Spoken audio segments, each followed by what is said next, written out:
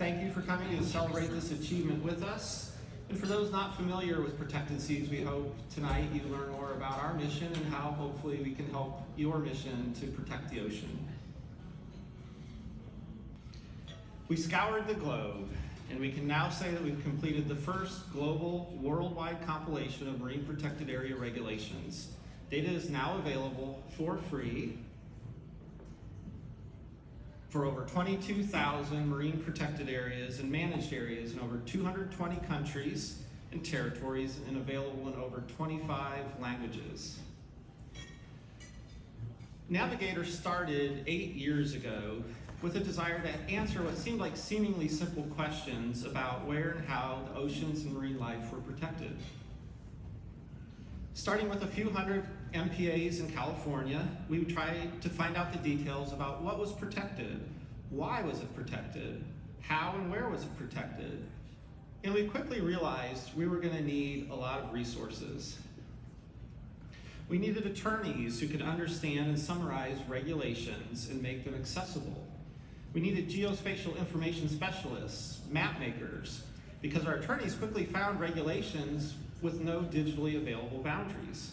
We also needed data managers and developers to make this information available to a wide audience. Along the way, there were a lot of challenges and unusual regulation sources. This is actually a sign at a marine protected area in the Philippines on the shore that we had to basically take the picture, translate it to distill what the actual restrictions were at that place. Another case in Sweden, which one might think is a fairly modern country, we found hundreds of documents that were typewritten, had handwritten or hand-drawn maps, and margin notes also in pencil in Swedish. So we actually had to hire Swedish speakers to help translate these and find the regulations amongst this stack of information. In Belize, Belize is really great. It bans all bottom trawl in their EEZ. That regulation is found nowhere in their Fisheries Act. It's not mentioned on their fisheries website. We had to Google it, and we found it linked from a private company's tourism website that had an old scan of the original legislative document. Regulations aren't the only challenging thing in doing this work. We found many boundaries that didn't exist in digital form, but were described in the regulations. Often these had very complicated descriptions, following certain coastlines, having certain distances from shore, excluding particular areas. Or in this case, it's sort of like a treasure hunt or connect the dots. A description would start with starting at this point, go 1 mile this direction to a named landmark that you would have to find that might be in a foreign language. And again, really big credit to our mapping team for all the work they did to try and do the best they could in these cases. Putting it all together, we had 8 years of effort, over 8 calendar years. We looked at over 35,000 individual areas. Of those 35,000, we were able to confirm and verify boundaries and regulations for 22,000. We had to draw boundaries for about 2,000 or 10% of that total. And we did try to add it up, and if one person had attempted this work, it would have taken at least 42 years. Some of the milestones along the way, we started this work in 2015. It took about 2 years to do the United States and the high seas, another 2 years to do the rest of North America, including the Caribbean, another 2 years to do Europe, and then finally in the last 2 years to finish out the globe with Africa, Asia, and Oceania. By providing this as a free and open resource, we hope our efforts can accelerate the important work of MPA assessment and planning for a healthy ocean. Navigator is already being used around the world. Some examples include accelerating MPA assessments in Europe and the United Kingdom, identifying areas with tenure rights for Indigenous communities, informing boaters of local rules via the DECI app, and much more. Together with Marine Monitor, our nearshore vessel radar system, Navigator helped the local community in Hawaii strengthen their protected area regulations to reduce aquarium take. We love seeing how the ocean community is using Navigator and accelerating interest for our tool. Tonight we recognize the Navigator team for the tremendous effort to review and document the entire world's marine protected areas and their regulations. With us tonight, I'd like the Navigator team to come forward and be recognized. We have Jennifer Sletton, lead attorney for Oceans. Timothy Vincent, ProtectedSeas data manager.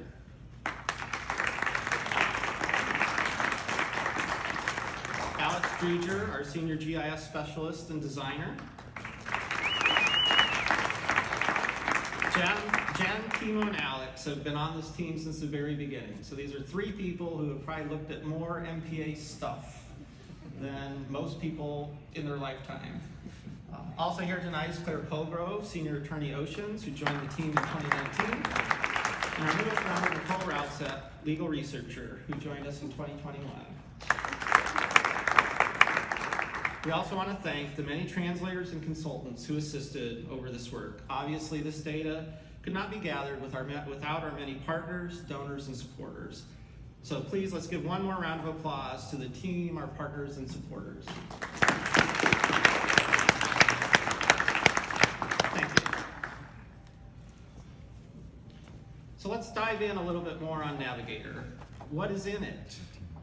Verified regulations and boundaries for marine protected and managed areas. Our initial global focus was on marine protected areas, but we also include fisheries management and other areas when possible. We find these through extensive reviews of public data, direct contacts with managing authorities. Timo went through the old emails, and we've reached out to over 1,000 management authorities over the years, and through our very important NGO partnerships.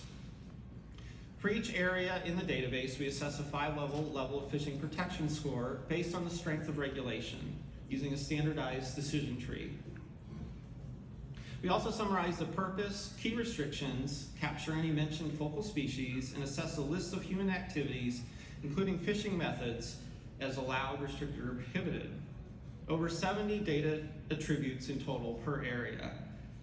This donation, if printed out, just our regulation summaries we developed for each of these areas would be in print about 8,000 pages. Navigator is available today in 25 official languages. We wanted this to be a resource that went beyond just the English-speaking world and really help the local communities as well in each country. Bringing all this information together lets anyone more easily explore protections at any place in the ocean and inform decisions about management, planning, and expansion. With so much data available, we wanted to give users more ways to access it. So tonight, we're launching the new beta of our website, navigatormap.org, which includes exciting new area and country reports. This new map brings everything together that we had in our existing map with a lot more functionality and a better user experience. Our new individual area reports have more detail, particularly about restricted and prohibited activities, than our old interface. Our new country reports, which we're very excited about, have detail about the area coverage of level of fishing restriction in national EEZs, the number and types of marine protected in other areas, and all of this is available in downloadable format and shareable. We invite everyone here to try out our new beta and give us feedback. We want this community to help Navigator be a better resource for conservation success. Now that we have reviewed level of fishing protection around the globe, here are some interesting initial findings. By our metric, about 3.4% of the global ocean is highly protected or better from fishing by regulation. Oceans under national jurisdiction are approximately 6.9% highly protected, while the high seas are at 1.2%, primarily from the MPAs in the Ross Sea. What are the top countries? By percent protection, the top 5 there in the list: Palau, Niue, United Kingdom, Mauritius, and the United States. If we look at the total protected square area, that list moves around a little bit, with the United States and UK and France in the lead. But that story's a little more complicated than that. If we look at the percent protection at the country level versus the national waters and overseas territories, the picture changes. In this case, 99% of the highly protected area in US waters is all in overseas territories or Hawaii. If we look at the UK, a similar picture appears. The UK is at 31.5% when considering the British overseas territories, but the home waters are less than 0.1% highly protected. Now that this data is available, everyone can use this as a basis to analyze and act. What's next? We are actively engaged through our NOAA partnership to help inform the U.S. America the Beautiful Stewardship Atlas and 30 by 30 efforts. We hope to support 30 by 30 globally through the UN Ocean Decade and our NGO partners. We have a big list of areas that we couldn't find information for. One of the reasons we're here at IMPAC is to get help from the community in getting the regulations or boundaries as needed to put more of this on our map and available to the global community. The landscape of MPAs are changing. We know there have been many new announcements in the last year, many this week, of MPA expansions and new MPAs, many of which that are not yet implemented. As those are implemented, we hope to add them to our map. This is a massive effort that requires our global ocean community.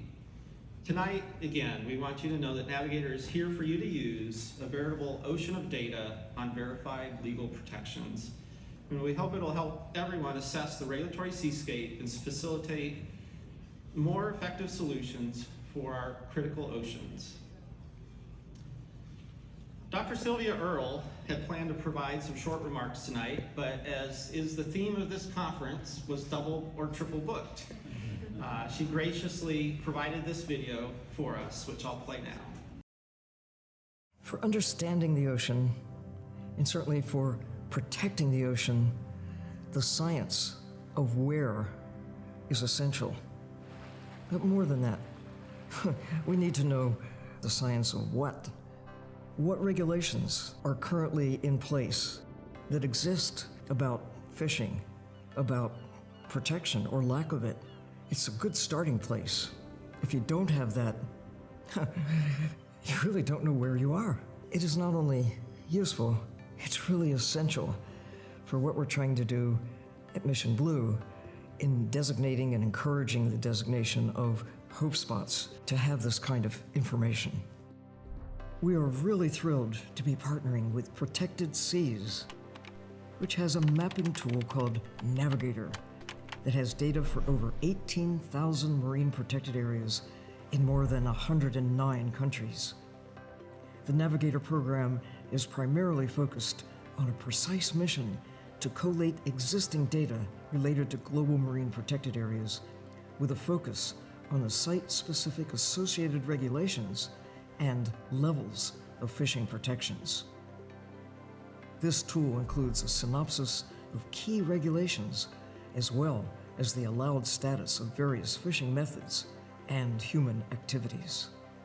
No one can understand ocean protection without first understanding existing ocean regulations. You can't care if you don't know.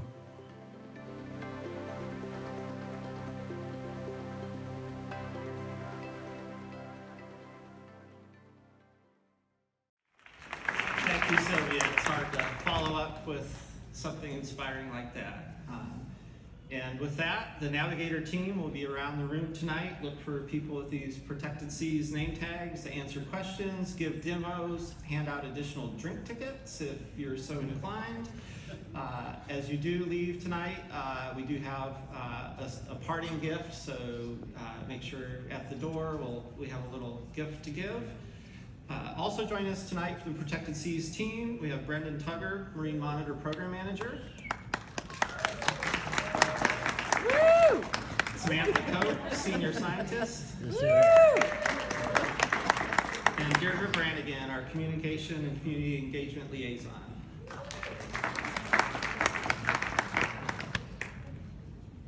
Also joining us tonight are numerous partners already using Navigator in different aspects of their work.